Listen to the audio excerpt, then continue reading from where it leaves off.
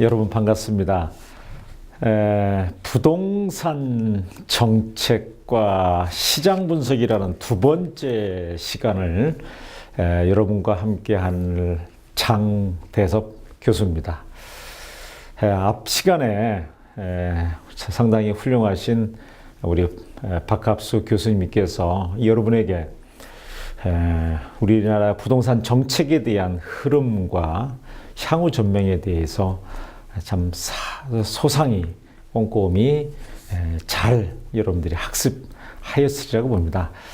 저는 그 박 교수님 부동산 정책과 시장 분석에 이어서 다른 시각으로 부동산 시장과 우리나라의 부동산 정책이 박근혜 정부에 들어와서 어떠한 기조를 가지고 있는지, 시장은 어떻게 정책에 반응되어 있는지, 시장에서 중요한 부동산 가격과 관련해서 여러분하고 함께 1시간 정도 살펴보는 시간을 갖도록 하겠습니다.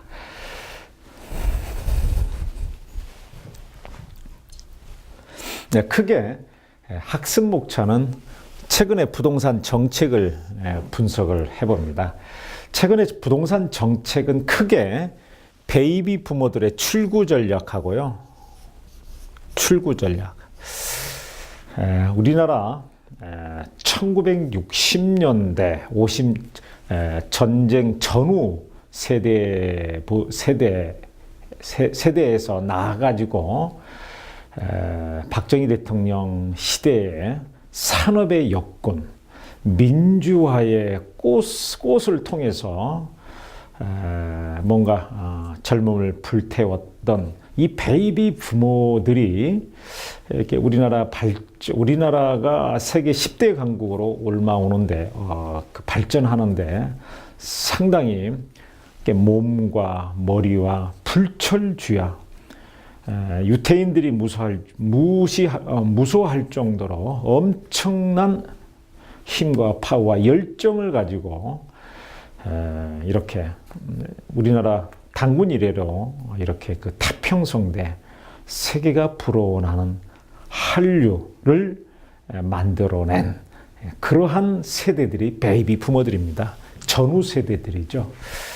이분들이 사회에서 활동을 하다가 어떻게 인생 2막, 인생 3막, 100세와 120세대 앞으로 60년을 어떻게 사회에 들어와서 살아갈 것인가. 이분들의 출구 전략이 지금 부동산 정책이나 앞으로 부동산 정책에 있어서 상당히 중요한 위치를 차지하고 있습니다. 그 다음에 에코 세대들입니다. 베이비 부모들이 난 자제분들이죠. 이 베이비 에코 세대들이 사회에 진출할 수 있도록 요즘에 청년 일자리, 사회 초년생들, 취업 준비생, 3포 세대, 3포.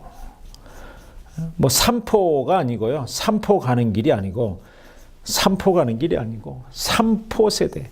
뭐 결혼도 포기했다. 그다음에 자녀를 갖는 것을 포기했다. 직장도 포기했다. 심지어는 또 플러스 하나 원포에서 4포. 이 사자는 정말 부정적인 아무튼 죽을 사자 다 포기했다. 이렇게 자살. 그리고 자살 인원수가 많다잖아요. 그래서 4포 세대다, 3포 세대다 그러는데 이 3포 세대들을 어떻게 사회의 주축으로서 우리 사회의 중심으로서 사회에 정착할 건가. 그 중에서 중요한 것이 의식주거든요. 의식주. 그 중요한 것이 주입니다. 주거든요. 주. 이 주는 주택은 말 그대로 이 주택은 진지입니다. 진지. 이제는 하우스가 아니고 이 하우스는 여러분들 뭐예요, 여러분들? 비닐 하우스 그러잖아, 하우스. 이거는 그 소유 수단, 매매, 뭐 투자 이런 수단으로서의 하우스입니다. 뭔가를 이렇게 그 사육시키고 양육시켜서 바깥에다 파는 이 하우스라고 그러는데 이제는 하우스가 아니라 홈이라고 그러잖아. 홈이다, 홈. 이 하우스가 아니고 홈으로 바뀌었습니다. 이 홈은 진지라고 그러잖아요. 군인들이 전투를 할 때 이 진지가 안전하고 보금자리처럼 진지가 안정적이고 편안하고 이렇게 정말 이렇게 만족스러울 때 군인들은 원거리 종횡하면서 원거리로 나가서 전투를 하고 회귀하려고 합니다. 회귀. 여러분들 그러잖아요. 여행이라는 것은 가는 것이 아니라 돌아올 진지, 고향, 집이 있기 때문에 여행이 의미가 있다. 만약에 돌아올 집이 없다면 여행이 아니고 방랑이다. 방랑객. 그래서 이제 이러한 에코 세대들이 방랑하지 않고 돌아올 수 있는, 그래서 자녀를 낳고 후대를 이어갈 수 있는 홈 전략, 마이 홈 전략, 이 홈 전략이 에코 세대들의 사회 진출하려는 전략이다. 이게 앞으로 박근혜 정부나 다음 정권에서도 베이비 부모들의 출구 전략에 대한 출구 전략은 결국 뒤에서 이제 살펴보겠지만 잘 아웃시키고 시작은 다시 끝은 다시 시작이잖아요. 인이거든. 어떻게 에코 세대들은 인할 거냐? 뭐 학교에서 대학교에서 졸업을 하고 아웃해서 어떻게 인시킬 거냐? 그래서 인아웃 전략이 이렇게 순환하는 걸로 이렇게 보여집니다. 순환. 그 다음에 이제 두 번째 시간에는 부동산 시장 전망, 이 가격 수준, 매매나 전세가 어떻게 이루어질 것인지, 어떤 사이클을 갈 것인지, 거래량이 어떻게 이 거래량은 가격 수준의 가격을 형성하는데 선행 지표잖아요. 거래량하고 부동산의 가격은 순응한답니다. 역행이 아니라 순응. 앞서고 뒷서건이고. 그래서 거래량. 그 다음에 앞으로 부동산 시장, 특히 부동산 시장이라고 할 때 중요한 것은 주택이잖아요, 여러분들. 주택 수요가 많을 때 택지 개발도 하고 보상도 하고, 그 다음에 주택이 이렇게 많이 들어오면 그 주변이 상가도 들어서기도 하고 학교도 들어서기도 하고 관공서도 들어서기도 하지 않습니까? 이와 같이 이 주택 시장의 트렌드가 어떻게 바뀌고 있는지, 그와 같은 꼭 아파트를 성냥갑 같은 아파트를 사야 되느냐, 아니면 마이홈 전략으로 좀 적지만 심플 하우스. 어떤 분들은 그 갭이라고 합니다. 갭 하우스. 이 하우스라는 표현은 조금 부정적이지만 갭홈. 이 틈새. 갭이라는 것은 틈새라잖아. 틈새 전략 그러지 않습니까? 무슨 전략이냐면 아파트와 비싼 단독주택, 점포주택, 그것 말고 틈새. 그래서 짜투리탕. 여러분들 공부하셨을 때 여러분들 아시겠지만 최소 대지 면적, 그것이 점점 완화가 되고 있잖아요. 그래서 최소 대지 면적, 주거지역과 상업지역과 공업지역과 자연녹지지역, 녹지지역에 있어서 최소 대지 면적이 좀 다르거든요. 최소 대지 면적은 되면서 그 땅이 토지가 크지 않는 경우, 주택이 크지 않는 경우, 거기에다가 자기만의 스타일로 건물을 이렇게 건축해서, 이게 뒷부분에서 살펴보겠지만 이런 트렌드, 이러한 트렌드가 어떻게 변하고 있는지 최근 사회적인 경향을 사회화에서 사회적으로 나타나는 현상을 여러분들한테 소개하는 시간을 갖도록 하겠습니다. 자, 다음 넘어가겠습니다. 자, 먼저 베이비 부모들의 출구 전략, 이 베이비 부모들의 출구 전략, 출구. 이 베이비 부모들의 출구 전략은 직장을 다니다가 고정적 수입이 들어오는 직장을 다니다가 직장에서 아웃됐잖아요. 아웃.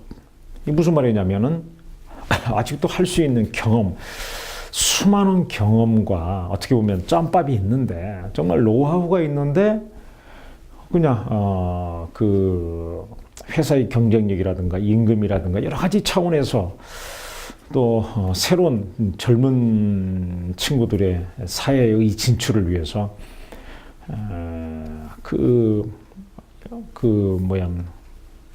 60세, 65세 정년 연장을 하지만 실제 사회 일반 기업에서는 50세, 이런 부산에 가면 5, 6도라고 그러잖아요. 물이 들어올 때는 6개 섬이고, 물이 없을 때는 5개고, 물이 찰 때는 5개고, 물이 나갈 때는 6개고, 직장에서는 50대, 60대가 거의 없어집니다. 여러분들 은행에 다니는 이렇게 지점장님들이나 그 밑에 직원들 보면 5자라는 숫자가 보이는 사람들은 거의 드뭅니다. 임원들, 본부 임원들이나 아니면 임금 피크제로 나와 있는 무슨 이원이라고 하시는 이런 분들 외에는 거의 없어요. 또 공기업 같은 경우에서도요, 5자가 넘어가면은 약간 이렇게 시체말로 미라를 만들어서 내보낸다. 미라를 만든다는 겁니다. 서서히 힘을 빠지게 한다. 그래서 그 공인중개사님 중에서도 이 대학에 오셔서 교육을 받은 공인중개사님 중에서도 군 출신이 있습니다. 장교 출신입니다. 대령을 하셨던 분이고, 원사라면 어떻게 보면 노란, 옐로우, 골드 스타잖아요. 골드 스타, 노란. 이 원사, 원사 되시는 준이 이런 분이 있잖아요. 이런 분들이 20, 30년 군에 계시다가 나와서 사회 진출을 해야 되는데 어떻게 되겠습니까? 상당히 어렵잖아요. 그래서 미리 나옵니다. 미리 나와서 그 많은 연봉, 상당히 많은 연봉을 멀리하고 사회에 나와서 미리 정착을 하는 겁니다. 왜? 미라 되는 것이 싫다는 것이죠. 그리고 후배들에게 길을 열어주는 그런 멋있는 분들의 이 얘기를 제가 들어봅니다. 사회에 나와서 정말 내가 선택해서 후배들에게 길을 열어준 이런 공인중개사님들이나 행정사님들을 보면은 아주 적극적입니다. 아주 나와서 잘합니다. 이분들의 출구 전략은 누구 위해서 만들어지는 것이 아니라 당신 스스로 출구 전략에 앞장을 서는 겁니다. 왜? 시대적 조류니까. 이게 다운사이징입니다. 사이즈를 슬림화 시킨다는 거죠. 슬림화, 다운하는 것이죠. 이 다운사이징 전략에는 여러 가지가 있습니다. 여기서 보면 지역을 다운사이징을 합니다. 예를 들어서 강남 같은 중심지구에서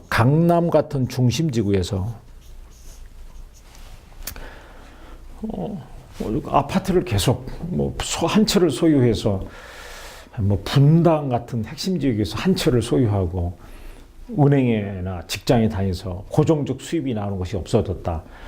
월 지출액은 그대로 남아있는데 수입이 없어. 어떻게 하시겠습니까? 내가 가지고 있는 거를 좀 줄여야 되잖아요. 그래서 저한테 상담을 합니다. 어떻게 하면 좋겠느냐. 그래서 제가 그럽니다. 강남 대체 신도시가 있지 않냐. 동동탄, 위례, 서울 주변, 그 다음에 여러분들 대구나 부산이라든가 핵심 지역 말고 주거 환경이 좋은 지역. 여기서 주거 환경이라는 것은 뒷부분에 가서 살펴보겠지만 트렌드, 주거 환경에 좋은 조건은 첫 번째 문화시설도 필요하고요. 문화시설.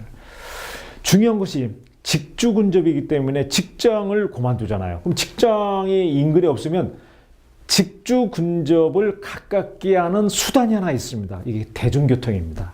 특히 지하철이죠.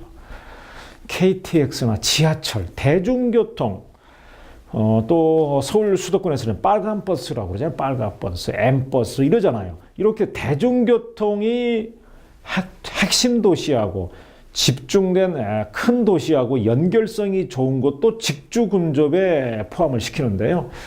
뭐 직주 근접, 대중교통이 좋은 지역, 그 다음에 문화시설, 극장이나 아니면 쇼핑센터나 병원이나, 그 다음에 여러분들 친구들하고 커뮤니티 할 수 있는 그런 시설들이 있는 문화시설이 있는 곳, 그 다음에 단지 내 식사하고 저녁에 사모님이나 자제분들하고 함께 워킹할 수 있는 조경 면적이 잘 돼 있는 뭐 센트럴 파크 물이 있고 이렇게 자연공원이 있거나 만들어진 도시공원이나 단지 내 공원, 이와 같이 단지 설계가 잘 되어 있는 곳을 상당히 우수한 조건, 이런 지역으로 옮아가는 겁니다. 이사 가는 겁니다. 지역을 다운하는 겁니다.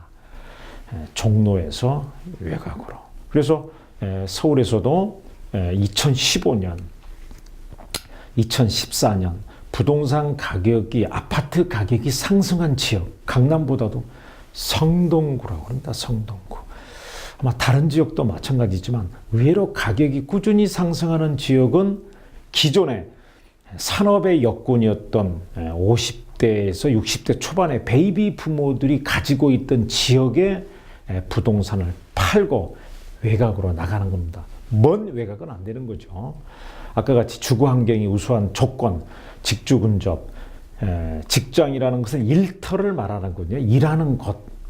일하는 곳이 있는 지역하고 대중교통이 연결성이 좋은 곳, 이런 직주 근접한 지역하고 문화시설, 병원이 있는 그런 지역의 도시 외곽, 이게 여러분들 뭐 진접이라든가 뭐 미사, 마곡, 그 다음에 우리 그 부산 같은, 대구 같은 지역도 상당히 많은 택지개발 지구가 있잖아요. 상당히 좋습니다. 뭐 여러분들 브런치를 먹을 수 있는 점포주택 같은 거 보잖아요. 24시간 이런 그 커피숍들이 있고요. 세미 부티크, 뭐 호텔 같은 데 가서 이렇게 부티하게, 원더풀하게는 할 수 없지만 적절한 금액으로 그 개성 있는 공간에서 이렇게 그 문화를 즐길 수 있고 음악을 즐길 수 있고, 뭐 가정 자제분과 자식, 부인, 사모님과 남편이 아름다운 저녁을, 별을 볼 수 있는 저녁을 즐길 수 있는 그러한 공간 곳으로 많이 움직이고 있습니다. 서울도 보면 그런 지역의 가격이, 부동산 가격이 강세 지역이죠. 뒷부분에서 살펴보겠지만 이와 같이 지역을 다운하는 겁니다. 지역을. 그래서 6억짜리 아파트를 파시고, 여러분들 강남의 재건축 지역이 평당 4천만 원이 넘어간다면서요.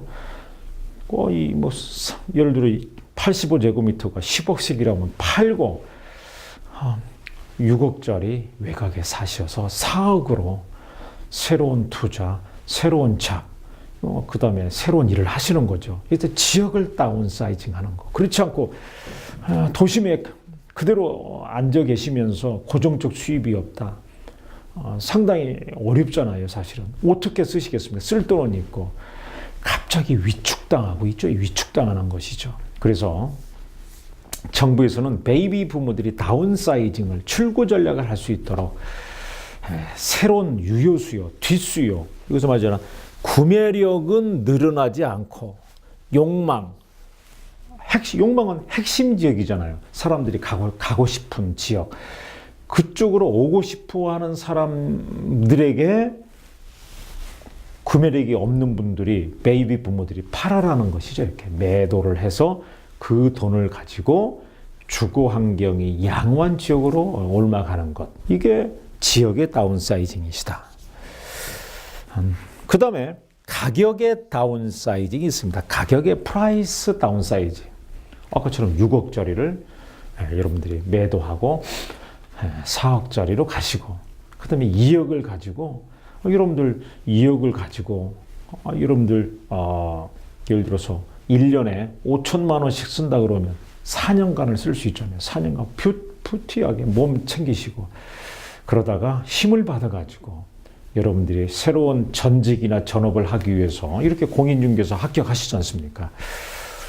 그 다음에 여러분들이 새로운 어떤 그런 그 인생의 2막, 3막을 준비하기 위해서 노력하는 일들이 있잖아요. 뭘 더 공부하신다든가 사이드 잡을 만든다든가 이렇게 해서 여러분들 몸 건강 챙기시고 그 다음에 새로운 어떤 인생의 아름다움을 위해서 준비도 하시고 이렇게 해서 고정적 수입을 좀 이렇게 보충해 가는 거, 가격을 좀 줄여서 어떤 분들은 이 가격을 다운쌍 하는데요.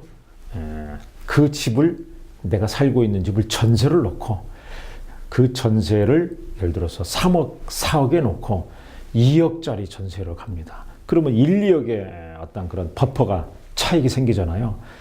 그럼 1, 2억을 가지고 고정적 구매력이 떨어졌던 구매력을 뭐 한 2, 3천이 떨어졌다. 그럼 여러분들 2억이면은 10년간이잖아요. 연 2천만 원의 구매력이 떨어졌다. 수입이 좀 떨어졌다. 그러면 2억이면 10년간 여러분들 보충할 수 있잖아요. 이렇게 해서 전세 차익을 가지고 생활에 보태 쓰는 겁니다. 그래도 멋있게 드시고 싶은 거 드시고 여러분들 좋은 음악이나 좋은 문화 활동 할 수도 있고 이렇게 해서 그러면 전세 금액이 내가 2주에간 지역을 다운사이드 한 지역의 전세값이 오르면 내가 가지고 있는 소유하고 있는 전세 지역 값 올리면 되잖아요. 이 오르는 만큼 또 이것도 오르잖아요. 이게 내가 지금 현재 전세로 살고 있는 집이 5천만 원 올랐다. 그럼 내가 갖고 있는 집은 좀 크니까 1억이 되잖아요. 그 차익도 있지 않습니까? 이와 같이 전세를 줄여서 가시는 분, 지역을 다운사이징하고 가격을 다운사이징한다. 그 다음에 면적을 다운사이징한다. 여러분들 중대형, 뭐 대형 잠깐 수요가 반짝하다가 요즘에 조금 그렇잖아요. 그러나 핵심 지역, 서울 같은 경우도 뭐 한강이 보이고 뭐 풍수적으로 물이 휘감아진다는 뭐 압구정동, 뭐 한남동, 특히 광진구, 광장동 이런 뭐 거기에 좋은 우리나라의 최고의 경치가 있다는 워커힐 아파트 뭐 그다음에 한남동에 여러분들 그 유명한 임대주택 아주 옛날들 한남 더힐 있지 않습니까? 옛날에 당국대, 압구정 이와 같이 그렇게 좋은 지역의 그 그런 지역들의 면적은 중대형, 대형 일부가 필요하지만 많은 분들은 방 6개, 4개, 3개 많이 못 자. 요즘은 평형이 좋아가지고요. 다운사이징을 통해서 면적을 좀 줄여갑니다. 그래서 면적을 줄여서 전세나 매매를 좀 줄여가는 것. 그 다음에 여러분들 뭐 집안 행사라든가 이런 거면 상당히 좋은 장소가 이렇게 막 파티할 수 있는 가족끼리 모일 수 있는 장소가 많지 않습니까? 특히 면적을 줄이라는 것은요. 고정적 수입이었기 때문에 고정적 수입이었기 수입 고정적 수입입니다.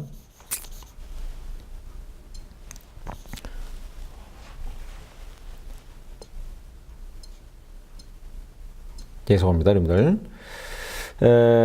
고정적 수입.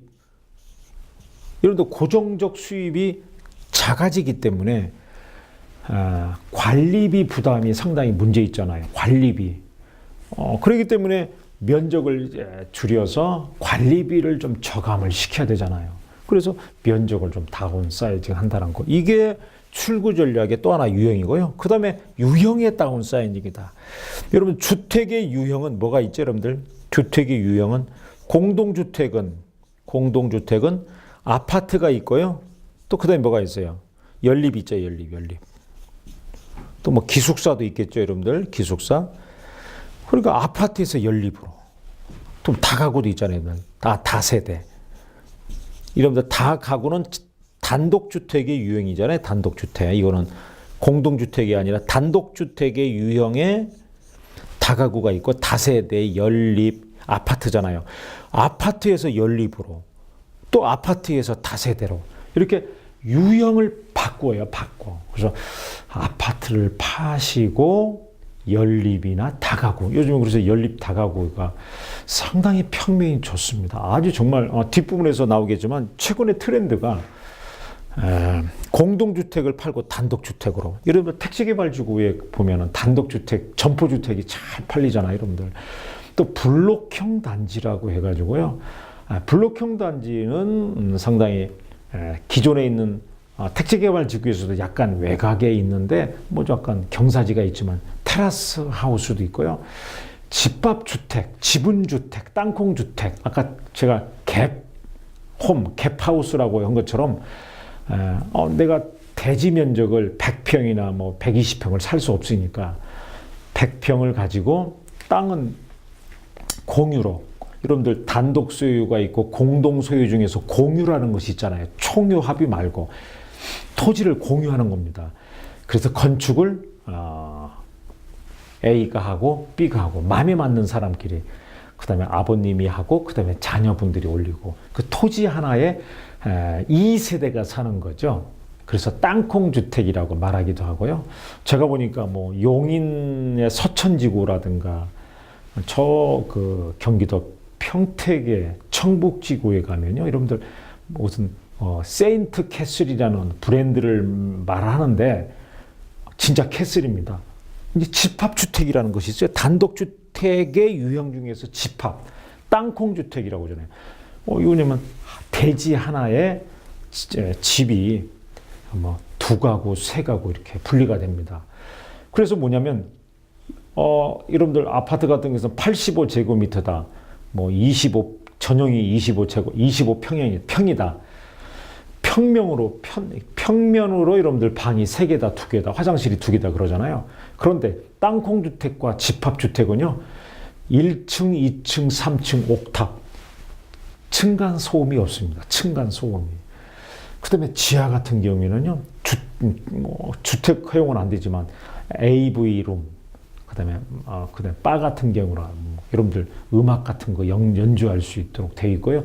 1층은 게스트룸, 손님 이렇게 티 할 수 있고, 2층에는 부부 침실도 있고요. 3층에는 키친이 있고, 4층에는 여러분들 뭐 옥탑방이나 아니면 가든 파티 할 수 있는 정원이 있고요. 이렇게. 이와 같이 요즘은 유형이 바뀝니다. 유형이. 이게 이제 뒷부분에서 얘기하는 주택시장의 새로운 트렌드인데요. 유형을 다운사이징한다. 여기서 공동주택, 아파트보다는 단독, 아파트보다는 연립, 아파트보다는 다세대. 이와 같이 주택의 유형이 달라지고 있다. 그래서 여러분들 뭐 서울 같은 경우에는 수도권에 이러한 주택들이, 여러분들 교통 여건이 나쁜 지역의 전원주택, 뭐 테라스 하우스, 꼭 그 얘기를 하는 것이 아니지만 여러분들 분당이라든가 판교의 단독주택지 보십시오. 택지개발 동동탄이나 위례나 마곡 가서 보십시오. 점포주택 그 1층에는 여러분들 브런치 할 수 있는 커피숍인데요. 뭐 어떻게 프랜차이즈 커피숍 아닙니다. 바리스타 교육을 받아가지고요, 뭐 커피를 갓 볶고, 그 다음에 와인 같은 경우도 정말 멋있는 디캔더를 놓고 이렇게 와인을 이렇게 시음하고, 여러분들 뭐 이렇게 음식 같은 경우도요, 정말 장인 정신으로 하는 것들이 많이 있습니다. 이같이 점포를 쓰고 2층, 3층에는 연구실, 뭐 부부 침실, 자제분들 이렇게 쓰고 있는 유형으로 바뀌고 있습니다. 대구나 부산이나 광주나 뭐 대전, 여러분들 지방에 가면 아직 이게 활발히 되지 않았지만, 우리가 일본이나 미국이나 영국의 유형을 받듯이 지방도 서울의 유형을 받잖아요. 이 트렌드를. 그래서 유형의 다운사이징. 이와 같이 정부가 이러한 부분도 다양하게 출구 전략을 어떻게 하면 만들어 드릴 것인가. 그래서 여러분들 아까 제가 이렇게 다운사이징 하는데 단독 필지에게도요, 한 필지에 한 가구만 사는 것이 아니라 이 단독 필지에 여러분들 단독 필지 하나에 세 세대가 집합주택이나 땅콩주택 공유, 여러분들 공유 있잖아요. 여러분들 공유, 집합, 이 공유할 수 있도록 공유주택, 집합주택을 할 수 있도록 정부가 이렇게 마련하고 있습니다. 이러면 공유형 모기지라는 것도 있고 그러잖아요. 그래서 이와 같이 다운사이징 하는데 정부가 여러분들 보이지 않게 정책을 펼쳐가고 있다는 겁니다. 이게 695만 명, 700만 명이니까요. 이분들이 집을 팔고 새로운 곳으로 이렇게 이전해 가는 겁니다. 그러면 기존의 지역은 어떻게 하느냐? 재개발, 재건축이 안 되니까 요즘에 여러분들 가로주택, 소규모 가로주택 정비 사업. 여러분 소규모 가로주택, 사면에 가로가 있는, 도로가 있는 지역에 여러분들 10,000제곱미터 이하인 경우에 가로주택 정비 사업이 여러분들 도시 재개발, 도시 재생의 새로운 유형으로 나오잖아요. 또 도시 및 주거환경 정비법, 여러분들 재개발 재건축과 달리 도시 재생 특별법이 생겼습니다. 여러분 민법의 부동산 관련 특별법이 민사특별법이라고 해서 여러분들 상가건물 임대차 보호법하고 주택임대차 보호법이 있듯이 도시 및 주거환경 정비법에 의해서 여러분들 재개발 재건축 가로주택 정비 사업 이렇게 새로운 유형이 있지만 이거 말고 베이비 부모들이 출구 전략을 위해서 도시재생특별법이라는 것이 생겼습니다. 이 도시재생특별법은 경제 기반형도 있고요. 그 다음에 그 기존에 있는 주택을 새롭게 재생하는 기반, 두 가지 유형의 그 주택 기반, 경제 기반 이렇게 있는데요. 정부가 자금을 지원을 해서 거기가 기존 베이비 부모들이 살고 있는 지역이 더 이상 슬럼화가지 않고 있는 자체로 리모델링을 하거나 여러분들 베이비 부모들이 살고 있는 나이 드신 분들이 살고 있는 집에 여러분들 서울시 같은 경우는 수리를 원한다면 수리해서 리모델링 비용도 지원하고 그 다음에 그걸 임대하도록 하잖아요. 그래서 임대 수익이 들어와서 베이비 부모들이 그 사회, 그 지역에 살고 있던 지역에 정착을 하도록 그래서 거기서 소유를 할 수 있도록 그래서 외곽으로 쫓겨나지 않고 나이 드신 분들이 그 지역에 살아있는 문화유산으로 보는 거죠.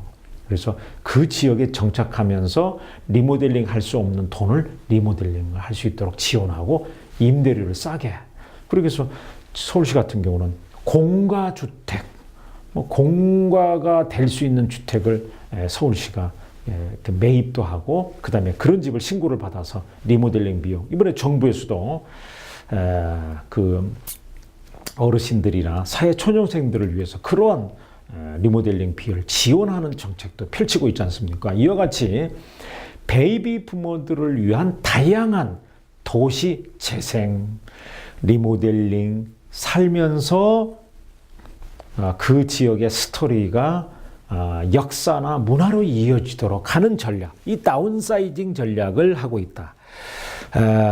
여러분들 퇴직 후에 소득 공백 기간이 늘어나는 것을 어떻게 하면 정부가 주거복지 차원, 의료복지 차원, 그 다음에 우리 대한국민으로서의 보듬어주는 정책을 박근혜 정부나 그 다음 정부, 어떤 여야가 됐든 어떤 정부가 들어오더라도 베이비 부모의 다운사이징 전략은 계속 이루어질 것이다. 여러분들 그런 의미에서 여러분들 도시 재개발 재건축한다고 다 쫓겨나고 그렇지 않습니까? 삶의 터전이 그리고 재개발하고 뉴타운 하신다 해가지고 그 막아놓게 하고 그 다음에 수리를 못하게 하고 이렇게 제한을 했잖아요, 여러분들. 그런데 이제는 해제를 하고 그 다음에 그 지역에 새로운 일을 할 수 있고 새로운 어떤 주거환경 할 수 있는 베이비 부모들을 위해서 뭔가 할 수 있고 리모델링을 할 수 있고 점포주택을 할 수 있고 그래서 가지고 있는 집 자체도 여러분들 문화가 될 수 자연환경만 여러분들 문화라든가 자원이 아니고요. 여러분들이 살고 있는 50년, 70년, 80년 된 그 집도 그 도로도 그 자연 자원하고 똑같이 그 다음에 물질 자원, 그 다음에 유형 자원, 무형 자원으로 인식하는 겁니다. 그 자원을 가지고 외부인들이나 외국인들이 와서 이렇게 자꾸 볼 수 있도록. 그래서 여러분들 젊은 친구들은 큰 대로라든가 뭐 이런 거 하지 않고 골목길 가잖아요. 홍대 골목길. 조금 좀 부유한 친구들은 뭐 꼼대가로성, 그 다음에 이런 가로수길. 그런데 뭐 경리단길이라든가 이 골목길 이런 뭐 물레동 철공소 골목 이런 그 골목길들, 그 다음에 이 부산 같은 경우는 문화골목. 여러분 대연동에 있지 않습니까? 부경대 전철역에서 내려가면은 경성대 부경대 쪽에 가면은요 대연동에 문화골목이라는 그 골목길이 있어가지고 많은 젊은이들이 오고요. 거기에서 일할 수 있는, 거기에서 거주하시면서 이와 같이 베이비 부모들의 다운사이징 전략을 정부가 계속 하려고 하고 있다는 걸 여러분들 기억하시면 되겠습니다. 다음은 베이비 부모들께서 낳은 자제분들이 에코 세대라고 그럽니다. 953만 명. 베이비 부모들이 힘이 있고 돈을 버셨기 때문에 자녀들을 많이 더 낳았을 거 아닙니까? 예를 들어서 그보다 20대 후반에서 30대 초반에 이 에코 세대들이 요즘은 3포 세대, 4포 세대라고 그걸 말을 하는데요.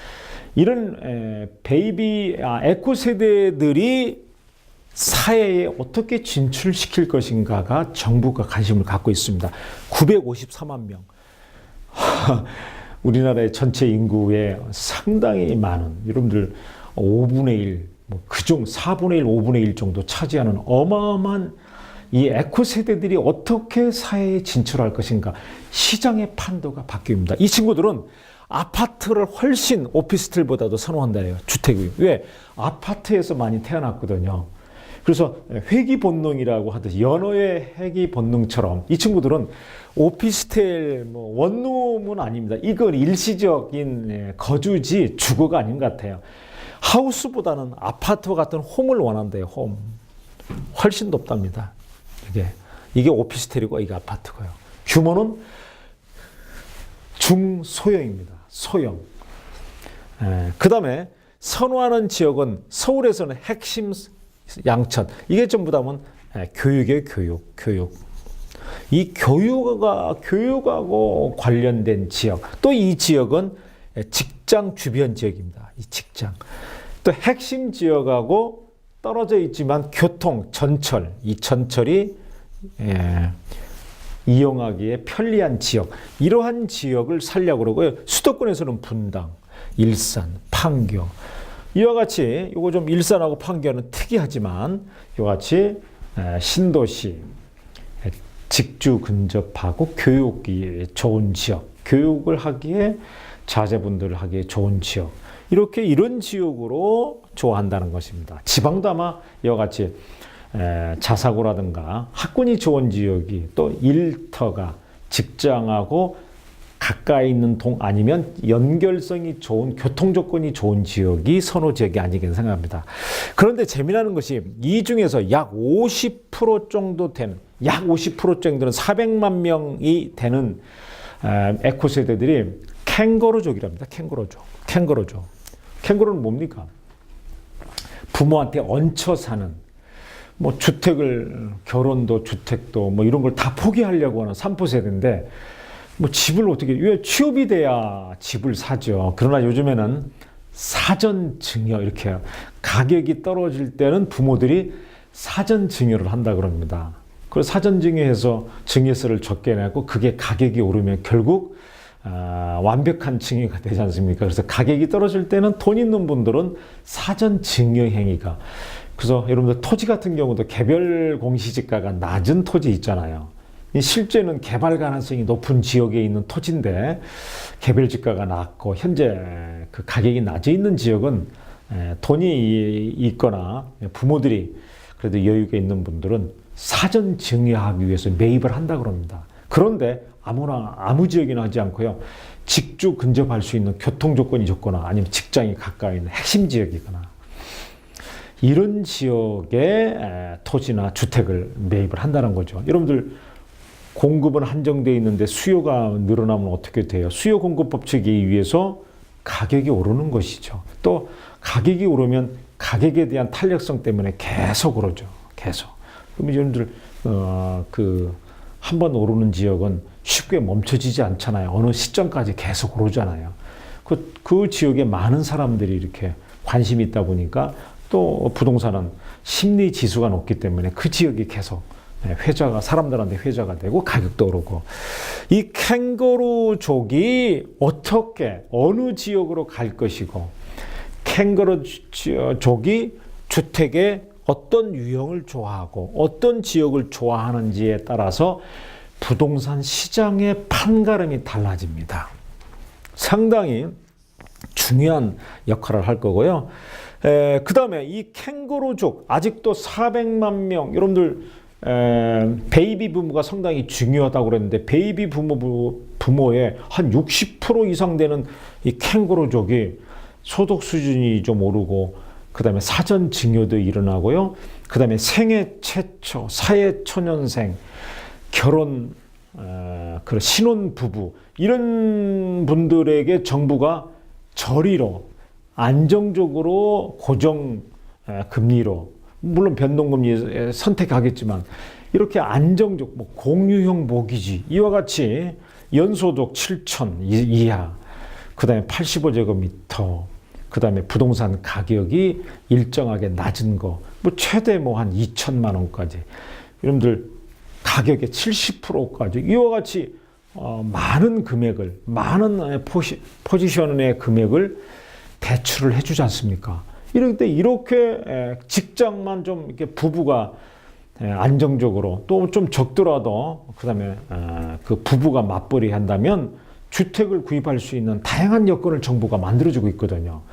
행복주택, 보금자리주택, 그 다음에 다양한 주택의 공공주택을 만들어서 이분들에게 혜택을 주거든요.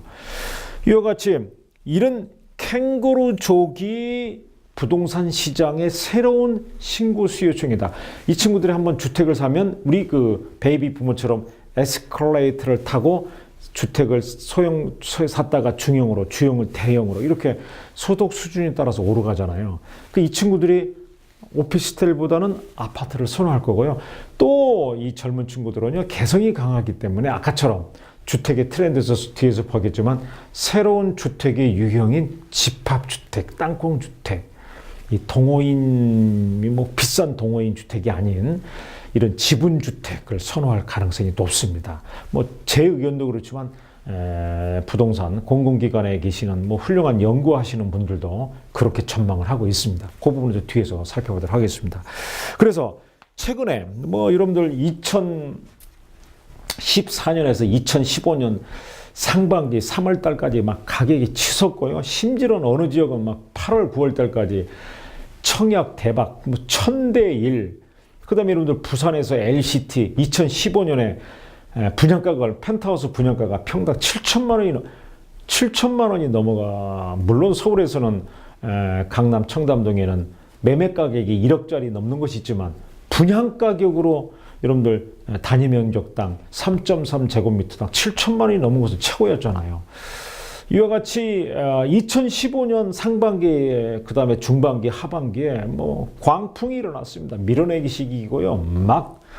물론 일부에서는 청약은 대박이고 분양은 쪽박이다라는 말은 있지만, 일단 저금리 정책, 다양한 어떤 그 분위기, 그 다음에 대기업이나 이 건설사들의 어떤 마케팅 전략, 이런 것들이 맞물리면서 많은 분들이 아파트를 실수요자는 물론이요, 실수요자 아닌 분들이 샀습니다. 그러다가 하반기에 금융당국이 느닷없는 폭탄 선언, 미국의 연준의 금리 인상보다도 중국의 위안화 절상보다도 내수가 이거하고 상관없이 폭탄, 북한의 수소폭탄 얘기하듯이 폭탄을 집단 대출을 심사를 강화하겠다. 그러니까 금리가 1%가 대출 금리가 올라버린 거예요. 연준하고 아무 분이 연준은 뭐 먼 얘기입니다. 우리 금융당국이 막 이렇게 폭탄을 터뜨리니까 시장이 막 완전히 날아가서 갑자기 많은 전문가들이 최근에 주택 공급이 과잉이다. 2017년 과잉으로 인하여 주택이 뭐 대폭락 이런 막 폭락 얘기를 2016년은 부동산은 유효 수요가 있어야 되는데 유효 수요 여러분들 유효 수요라는 것은 정확하게 구매력하고 플러스 두 번째 효용이 있어야 됩니다. 이 효용은 다른 말로 욕구, 욕망이라고 표시를 하는데요. 구매력만 있으면 수요가 발생하지 않아요. 유효 수요가 아닙니다. 그냥 어떤 명목, 그냥 가장된 가수요일지는 몰라요. 효용이 있어야 돼요. 여러분들 청약순위 1순위다. 똑같은 조건이다. 강남 재건축에 들어갈 거냐? 아니면 기타 뭐 어디 서울에 택지개발지구 뭐 은평이나 뭐 위례 신도시로 들어갈 거냐? 그럼 많은 분들이 강남 재건축 들어간다고 하거든요. 왜? 강남 재건축 들어가는 것은 다 가고 싶어하는 효용 지역이에요. 욕구, 욕망 지역이니까. 은행에서도 대출을 하려고 그러는데 지점장님들이 생각할 때 은평 뉴타운의 아파트하고 강남 재건축 아파트하고 어디에다가 대출을 많이 해주려고 하시겠습니까? 여러분 생각해 보십시오. 여러분이 청약 1순위라고 보시면 어디로 들어가시겠어요? 투자할 때. 강남 재건축이잖아요. 그리고 이와 같이 효용 지역이 있습니다. 돈은 있는다고 해서 수요가 가지 않고 돈 플러스 효용, 가고 싶은 지역, 이 두 가지가 만났을 때 그때서 수요가 발생한다는 겁니다. 진정한 이펙티브 디맨드, 정말 실제 수요가 발생한다. 그 돈만 있다고 안 되는 거예요. 돈 있는 사람이 또 많은 사람들이 어디를 선호하느냐, 어느 지역을, 어느 입지를 선호하느냐. 그래서 그 입지는 다양하잖아요. 뭐 알이 먼저냐, 닭이 먼저냐. 그 지역이 좋으니까 가격이 올랐느냐, 아니면 오르니까 좋아지는 거냐. 좋은 업종이 뭐 여러분들 젠트리피케이션 해가지고 골목길에다가 젊은 친구들이 막 이렇게 문화인들이 와서 그림도 그리고 커피도 팔고 그다음에 그냥 테이블 2개 놓고 미용실도 그냥 맞춤형 혼자 오직 하루에 아침에는 한 번 받고 오후에 두 번 받는다. 15만 원씩 3분이면 얼마입니까? 그 50만 원, 뭐 45만 원이잖아요. 45만에 20일인다 그럼 1000만 원이잖아요. 그냥 미용실에서도 하루에 3명씩 받는 거예요. 이게 선착순으로 말입니다. 이렇게 해서 열심히 젊은 친구들이 이렇게 골목길에서 그냥 열심히 자기만의 성을 지키고 있는데 사람들이 많이 모이니까 소유주라든가 대기업들이 거기다 프랜차이즈를, 그럼 권리금 생기고 임대료 올리고, 그래 이 친구들이 점점점 외곽으로 쫓겨나가고, 뭐 그러니까 젠트리피케이션, 그러니까 여러분들 계속 수요가 그런 친구들이 보장돼야 되는데 자꾸 이렇게 개구리처럼 이렇게 바깥으로 외곽되니까 임금이 폭등, 이런 거에 대해서 문제가 생기지 않습니까? 그래서 그런 문제 진정한, 그리고 아까처럼 뭐 알이 먼저냐 닭이 먼저라는 것처럼 실제는 뭐냐면 그런 젊은 친구들이 그 지역에 간다는 것은 그 지역이 갖고 있는 무엇인가의 조건들이 있습니다. 어떤 유형적인 조건도 있지만 물리적, 우리가 보이지 않는 그런 조건이 있죠. 우리 여러분들 신경 흐름이라든가 보이지 않잖아요. 그러나 뭐 얼굴을 보시면 우리 교수님 오늘 힘났다, 우리 고객 오늘 괜찮을 것 같다, 오늘 일어났는데 뭐 일진이 좋다 그러잖아요. 그래서 입지도 풍수 입지, 풍수 빅데이터 그러는데요. 좋은 지역들이 사실 있습니다. 좋은 지역. 그러니까 여러분들 대기업에서도 좋은 지역에다가 이렇게 사옥을 만들기도 하고 그러지 않습니까? 뭐 잠실 같은 지역은 모래, 이렇게 송파나 이런 지역은 모래 지역이기 때문에 사상 누각이다, 막 불안하다고 자꾸 그러잖아요. 그래서 여러분들 이런 젊은 에코세대들이 선호하는 입지를 중심으로 아무리 주택 공급이 2017년까지 늘어난다 하더라도 이 캥거루 족돌이 에코 세대인 캥거루족들이 공급 과잉된 부분을 흡수할 수 있겠다는 겁니다. 흡수할 여력이 있다. 그래서 지하철이라든가 직주 근접할 수 있도록 교통 조건이 개선되는 지역은 공급이 초과된다 하더라도 에코 세대의 캥거루족들이 부모로부터 독립해서 그 지역에 간다는 겁니다. 그래서 에코 세대들의 흡수할 수 있는 흡수 여력이 있다. 부모가 있든지 이 친구들이 일자리만 맞벌이하고 일자리만 찾으면 충분히 정부에, 그래서 정부는 부동산 정책의 큰 축이 에코 세대, 이 캥거루족들을 어떻게 사회에 진출시켜서 안전한 진지에서 홈에서 주무시고 사회에 와서 일을 열심히 하게 할 것인가. 그래야 자녀도 낳고 우리의 어떤 미래가 이렇게 이어지지 않겠습니까? 그래서 정부는 이 에코 세대들의 사회 죄송합니다. 여러분들, 사회 정착, 어떻게 사회에 정착시킬 것인지 이 전략을 꾸준히 짜고 있다. 그래서 금융 조건이라든가 공급 조건을 일반인들보다도 유리하게 하겠다는 것이 지금도 앞으로의 정부가 꾸준히 추진할 것이다. 그런데 중요한 것은 이들이 선호하는 입지는 욕망 지역이다. 효용 지역이다. 지금 돈이 없어. 캥거루족이야. 그냥 오피스텔에 살고 있어. 그런데 구매력이 생겼어. 가고 싶은 지역이 있습니다.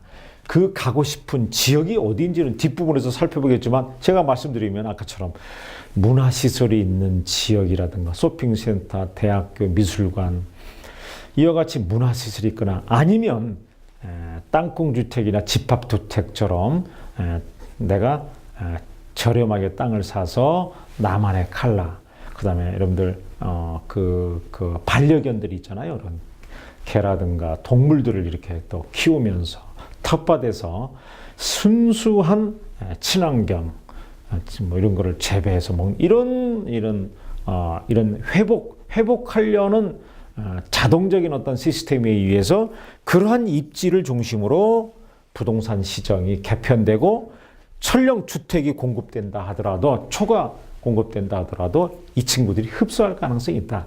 그래서 향후 2016년, 2017년 주택 공급이 된다 하더라도 이 친구들에게 에코 세대들에게 적절한 구매력을 갖도록만 정부가 해줄 것이고 해준다면 효용 지역은 충분한 수요가 있을 것이다. 그래서 최근에 정부의 부동산 정책은 베이비 부모들의 출구 전략, 에코 세대, 특히 캥거루족들의 사회 정착 전략을 정부가 꾸준히 펼 것이다. 여러분들이 이 두 가지를 기억하시면 되겠습니다. 제가 여러분들하고 이렇게 정책을 큰 두 가지로 분류를 해드렸는데 여러분들 이해가 되셨죠? 좀 색다른 분류이지만 여러분들이 꼭 눈여겨봐야 됩니다. 그런 지역은 꾸준히 가격이 오르게 되어 있습니다. 다음 장 보겠습니다. 아까 사회 정착이라고 그랬죠. 지역별 에코 세대의 사회 정착들 중에서 수도권이 뭐 2017년까지 2만 5천 세대가 초과 공급이고 오히려 서울은 마이너스입니다. 인천도 마이너스, 경기도가 문제네요. 부산도 초과 공급이 아닙니다. 뭐 다 초과 공급이라고 이해하는데 초과 공급 오히려 수요보다도 공급이 적습니다. 그 다음에 또 특히 대전 같은 경우도 초과 공급이 적죠. 이 수도가 서울이 이 경기도가 상당히 연간 필요주택이 6만 5천 가구입니다. 그 중에서 공급하려는 것이 이렇게 13만. 그런데 준공 예정 물량이 이렇게 많습니다. 2015년에는 연간 필요주택인데 5만 개 공급을 적게 했어요. 2016년도 늘어난 거죠. 이게 초과 물량이죠. 이게 초과. 15년에도 초과, 16년도 초과, 그 전체적으로 7만 가구가 초과됐다. 근데 경기 지역이 상당히 조금 고민스럽습니다. 그러나 경기 지역도 직주 근접을 하기 위해서 대중교통 조건을 이렇게 충분히 만들어준다면 에코세대, 캥거루족들이 충분히 흡수할 수 있을 거라고 보여집니다. 그렇지 않고 교통 여건이 나쁜 지역에서의 초과 공급은 심각합니다. 전철 또는 빨간 버스 이런 것들이 연결되지 않는 지역의 지역은 마이너스 P라는 거. 또 서울 같은 경우는 여러분들 뭐 보세요. 마이너스네 마이너스. 올해도 내년도 재건축 재개발을 하면 멸실주택이 많아지잖아요. 그러면 어떻게 되겠어요? 막 전세 가격도 오르고 전세 가격 오르기 때문에 이번 기회에 부동산을 아파트를 사겠다. 뭐 아파트 가격을 자꾸 살려가기 때문에 가격은 또 오르고. 그렇지만 서울 지역도 아까처럼 에코세대들이나 베이비 부모들은 나가려고 그러고 에코세대들은 들어오려고 그러거든요. 이런 걸 조절합니다. 에코세대들이 살고 있는 베이비 부모들이 살고 있는 그 지역에 재건축 재개발은 조금 괜찮는데 그 지역에 나홀로 아파트 같은 것은 문제가 있죠. 상당히 또 좀 그렇잖아요. 전체적인 개발이 아니고. 그러나 택지 개발이라든가 아니면 직주 근접이라든가 문화시설 옆에 만들어지는 나홀로 아파트, 단독주택, 집합주택, 블록형 단지 이런 것들은 에코세대들이 자꾸 흡수하려고 그런다는 것이죠. 그래서 가격이 상당히 좋습니다. 뭐 여러분들 미사나 위례지구는 서울하고 가깝잖아요. 동동탄 지역도 이런 지역은 직주 근접이라든가 주변 환경이 좋기 때문에 가격이 그렇게 떨어질 거라고 저는 보지 않습니다. 그렇지 않는 교통 여건이 상당히 불리한 지역에서의 문제라는 것입니다. 남양주 다산 지역도 보십시오. 얼마나 좋습니까? 도농역도 가깝기도 하고요. 외곽 순환도로도 좋고요. 그래서 이렇게 교통 여건하고 서울의 진출입하고 봐야 됩니다. 그렇지만 서울의 가격이 강동이라든가 아니면 면목동이나 이 중랑구가 가격이 비싸고 외곽 지역이 수도권 지역이 가격이 낮을 때 그에 대한 평형되는 문제 이런 것들은 조심을 해야 되겠지만 그렇지만 여전히 주택의 초과 공급이 아니라 수요가 오히려 공급이 오히려 적고 수요는 그대로 연간 수요는 서울은 9만 가구 약 10만 가구가 그런데 보십시오. 에코세대가 사회에 정착한다면 9만 가구가 늘어나지 않겠습니까? 그 다음에 우리는 지금 모르지만 한류 때문에 외국에 있는 뭐 150만 명 넘는 외국 여러분들 다문화 분들이 서울이라든가 대서시도 들어오잖아요. 이런 수요도 우리는 감안을 하셔야 됩니다. 그랬을 때 서울 국제적 도시의 초과 공급은 없는 걸로 이렇게 그 통계에서 나왔습니다. 이거에 의해서 여러분들 가격도 가늠할 수 있습니다.